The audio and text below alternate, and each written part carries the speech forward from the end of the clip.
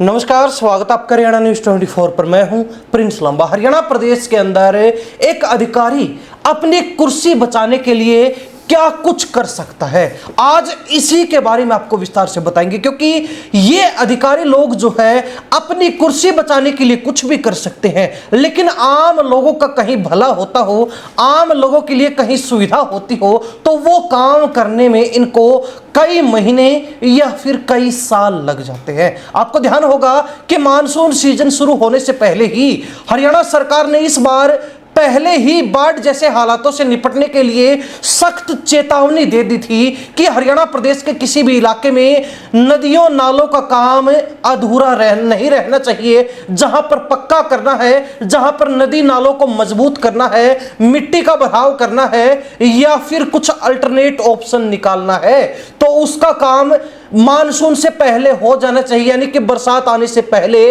हो जाना चाहिए। लेकिन अधिकारियों के कानों पर जू तक नहीं रहेंगी। अधिकारियों के ऊपर सीएम की चेतावनी का कोई असर नहीं पड़ा।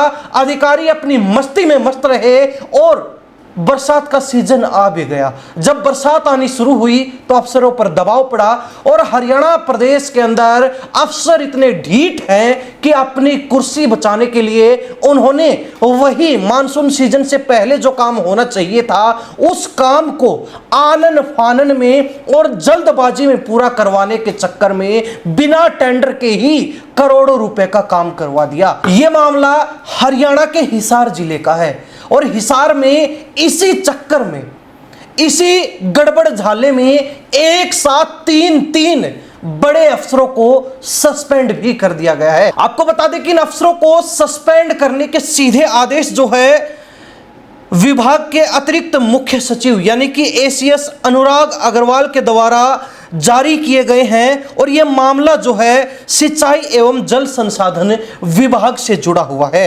इस मामले में एक एसई जिसको अधीक्षण अभियंता कहते हैं विमल कुमार, जिसके पास सर्कल नंबर 1 की पूरी जिम्मेवारी थी, उसको सस्पेंड कर दिया गया है। एसई के अलावा एक्सियन यानी कि कार्यकारी अधिकारी विनोद कुमार आदमपुर जल आपूर्ति डिवीजन को भी सस्पेंड किया गया है और इसके साथ साथ उपमंडल अधिकारी यानी एसडीओ आदमपुर जल आपूर्ति उपमंडल अक्षय को भी सस्पेंड कर दिया गया है। तीनों अफसर हिसार जिले से संबंध रखते हैं, हिसार जिले में फिलहाल ड्यूटी पर थे और तीनों को ही घर बिठाने का काम कर दिया गया है और सस्पेंशन के दौरान इनका मुख्यालय जहां इनको अटैच किया गया है वो पंचकुला रहने वाला है, यानी कि पंचकुला में अब इनकी हर रोज हाजिरी लगने वाली है और अफसरों को बिना बताए, बिना कोई कारण दिए, बिना एप्लीकेशन दिए ये पंचकुला हेडक्वार्टर को नहीं छोड़ सकते हैं। ये उनके ऊपर पाबंदी है। अब इन्होंने किया क्या वो आपको विस्तार से समझाएं तो मामला यूं है कि बरसात के सीजन से पहले जल आपूर्ति संबंधी तमाम काम जो है पूरे हो जाने चाहिए थे, ऐसे सरकार ने आदेश दिए थे, लेकिन ये अफसर सोते रहे।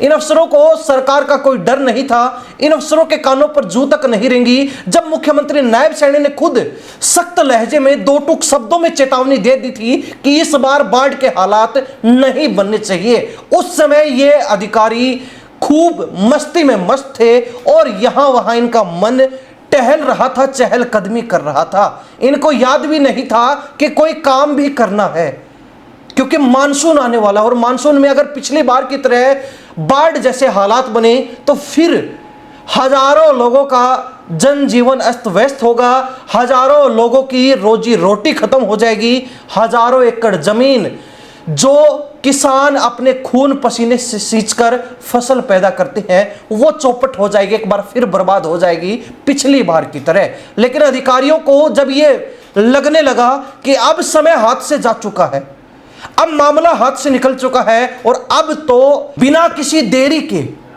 काम पूरा करना ही पड़ेगा, तब इन्होंने एक अलग और नायाब तरीका निकाला। सरकार की नाक के नीचे इन अधिकारियों ने प्रक्रिया पूरा ना करते हुए बिना टेंडर के ही जो काम होना था वो करवा दिया और ये काम जो है बताए जा रहे हैं कि करीब 8 करोड़ रुपए के थे, जिनको बिना टेंडर के ही बड़े अधिकारियों के आश्वासन पर छोटे अधिकारियों ने करवा दिया और बाद में जब डंडा घूमा, जब इसकी शिकायत हुई तो विभाग के एसीएस अतिरिक्त मुख्य सचिव के द्वारा 3 बड़े अधिकारियों को सस्पेंड कर दिया गया और हो सकता है कि कई और अन्य अधिकारी या फिर महकमे के कर्मचारी भी इस लपेटे में आ जाए। अब छोटे अधिकारियों ने तो वही किया जो बड़े अधिकारियों ने कहा था, लेकिन बड़े अधिकारी उस समय कहां थे जब इनको आम लोगों के लिए काम करना था। अब इन्होंने जो बिना टेंडर के, बिना असली प्रक्रिया के काम किया है, जो असंवैधानिक और एक तरीके से कहें तो गैर कानूनी काम किया है, ये अपनी कुर्सी बचाने के लिए किया।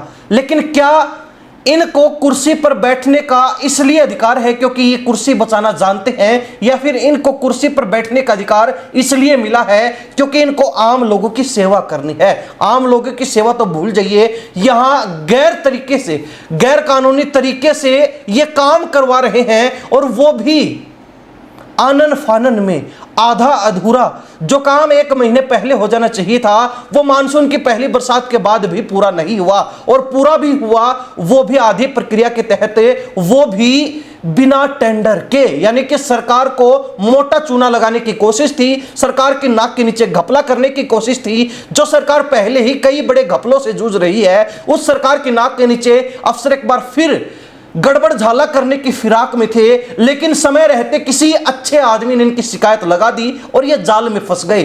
अपने ही बुने हुए जाल में ये अधिकारी यूं जकड़े गए कि अब इनकी खैर नहीं है, और अब इनकी पूरी फाइलें खंगाली जा रही हैं कि कहीं पहले तो इन्होंने कोई ऐसा गैर कानूनी काम नहीं किया है। और यहीं से अनुमान लगाया जा सकता है कि जो अफसर आम लोगों की सेवा नहीं कर सकते, वो अपनी कुर्सी बचाने के लिए गैर कानूनी काम तक करने से पीछे नहीं हटते हैं, क्योंकि इनको पता था कि अगर काम पूरा नहीं हुआ तो सरकार इनको उल्टा लटका देगी, और इसीलिए इन्होंने बिना टेंडर के ये सारे काम करवा डाले। हालांकि बात तो ये भी है कि जब विभाग के पास फाइल पहुंची तो विभाग का भी माथा चकरा गया कि ये हो क्या रहा है महकमे के अंदर। बड़े अधिकारी कहां सो रहे थे जब ये काम हो रहे थे, उनको पता क्यों नहीं चला?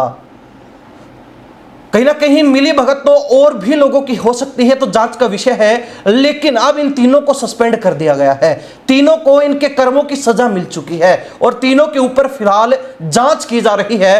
हो सकता है कि मामला और भी गंभीर निकले। लेकिन हरियाणा प्रदेश की जनता इन 3 बड़े अधिकारियों को लेकर अपनी क्या प्रतिक्रिया रखती है, जिन्होंने अपनी कुर्सी बचाने के लिए गैर कानूनी काम तक कर दिया, और आम लोगों की सेवा इनसे रत्ती भर नहीं होती है। आम लोगों के लिए अपनी कुर्सी से उठकर दरवाजे तक नहीं जाते हैं उनकी समस्या सुनने के लिए। कमेंट के माध्यम से जरूर लिखिए। इन्हीं सब बातों के साथ मैं प्रिंस लांबा, हरियाणा न्यूज़ 24। नमस्कार, जय हिंद।